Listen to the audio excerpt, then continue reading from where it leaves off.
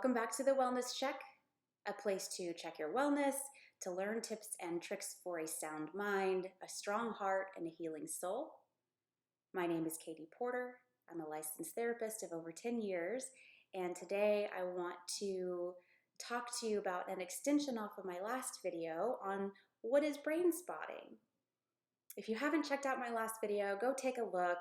It's about the importance of understanding different types of therapies out there. Something that I like to talk about and teach my clients is neurobiological therapies. And I did a video even further back about EMDR, which stands for eye movement, desensitization, and reprocessing. And another type of neurobiological therapy is called brain spotting. Also something that I do, and I really enjoy doing this with my clients and helping them out. So brain spotting, if you've never heard of it, is a wonderful therapy. It's a neurobiological therapy, meaning that it targets the specific part of the brain where memories, experiences, sources of maybe overwhelm or pain or trauma are held, aka your limbic system, deep in the core of your brain, and helps to really accelerate the process of desensitization with that, looking over the extent of how this event or experience impacted you, and at a very quick rate begins to reprocess it. It's a fascinating thing. If you want to look more into it, the man that developed it, his name is David Grand, and he has a wonderful book on brain spotting that you can buy. It's for both clinicians and non-clinicians. It's just such an interesting book. And what he talks about, and really I consider brain spotting a sister therapy of EMDR. They're both limbic system therapies. They both work neurobiologically, just in a nuanced, different way. David Grand, brain spotting, take a look. So what brain spotting is about is where you look affects how you feel. So if you look straight in the middle of your computer screen, maybe you're looking at the tip of my nose, you can probably see in your peripheral, maybe the wall next to you or a window, light coming through. You're looking straight forward, but you have peripheral. Maybe you can see the floor or the ceiling above you. This is what we call your visual field.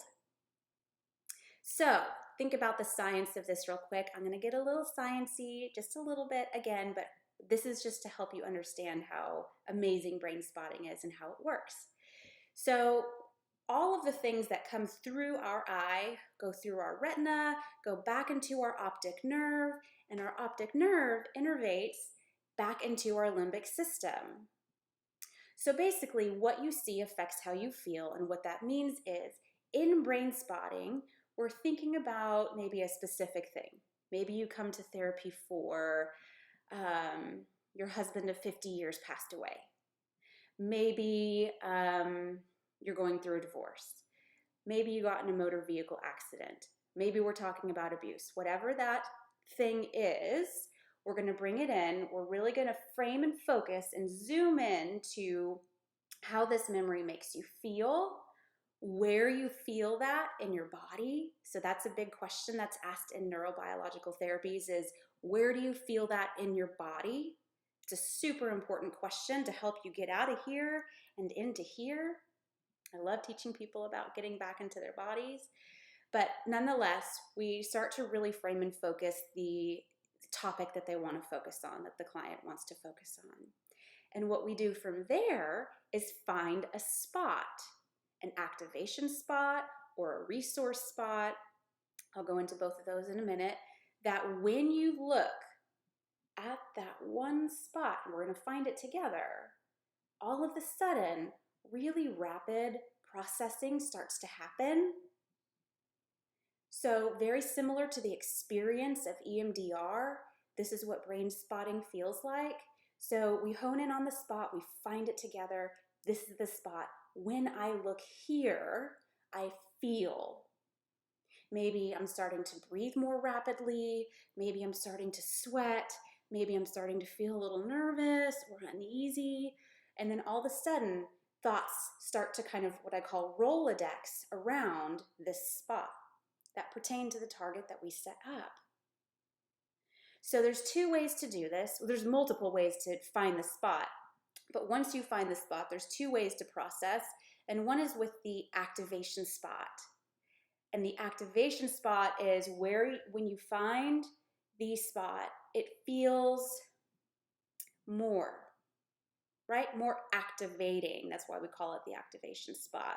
So if I felt like on a scale of 0 to 10, if I felt like a 4 when I was thinking about it, but then I found the spot, and I felt a 6 or 7, this would be my activation spot.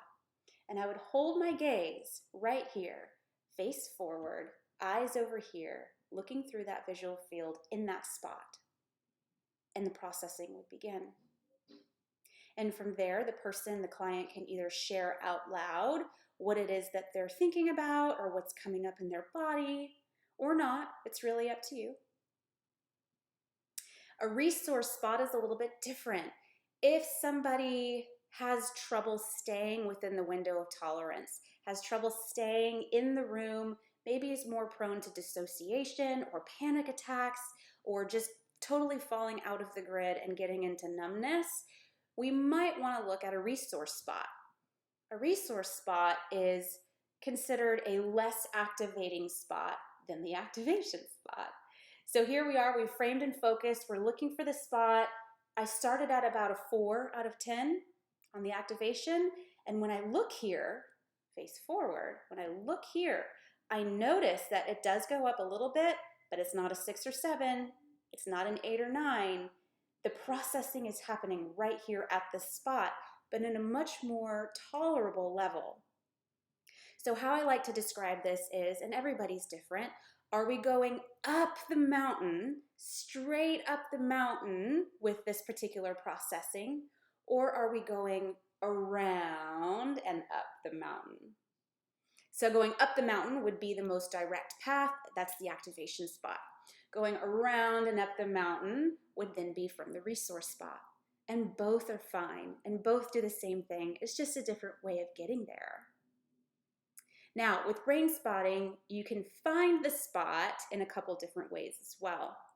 One way is guided by you, the person in the room with the therapist. So when you think about the specific event, you start to scan from left to right really slowly, and you notice, if I look over here, just hold that gaze for a minute. Does it feel more, less, or the same? Okay, it doesn't really feel that activating over there. Nothing's really coming up. If I bring it into the middle, does that feel more, the same, or less? It's a little bit more, feels a little bit more activating. Bring it over to this side, hold your gaze. Now I'm feeling way more activated over here. So when I think about the target that I set up with the client, right, and they're looking for their own spot, if I know they're giving me the feedback that it's over here, this feels way more activating than over here, then we fine tune. So from this x-axis, we start to go to y-axis. So from here in the midline of your eyesight, if you gaze up, does that feel more, less, or the same? Gaze down, does that feel more, less, or the same? You can even play with what's called a z-axis, which is it closer to the clinician or is it closer to you? Right? So we're playing with 3 very different planes of vision to find the exact pinpointed spot in which that activation and reprocessing will take place. And I know it just sounds a little too good to be true, or like, how can this be? I don't understand it. It's just the most beautiful therapy in the whole wide world. And I'm a fan of it if you can't tell. But you will absolutely know when you're in the office working with your brain spotting therapist where the spot is. You're going to feel it. You're going to get a sensation. Your limbic system is going to start to process. You'll get a feeling and a sense for what it's like. And if at all you have any questions or you feel lost, ask away, of course. this is just an introduction to brain spotting. There's so much more to talk about when it comes to techniques to use in brain spotting, how it works, what's the long-term effect here, what can you target, what can you use as a source of memory or experience with brain spotting. Maybe I'll do a second more advanced video on what brain spotting can do. But just as a bottom line, to share that both EMDR and brain spotting are phenomenal therapies. They're different than a traditional talk therapy setting.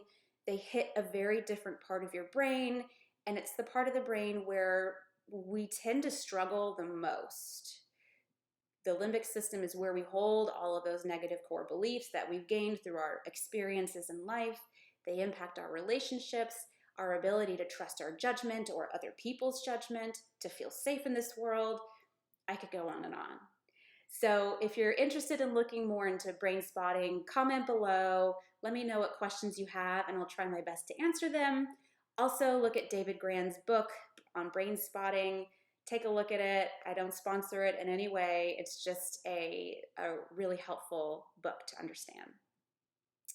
I hope this helps. I hope you learned something new today. Thank you for checking in with your wellness, and I'll talk to you soon.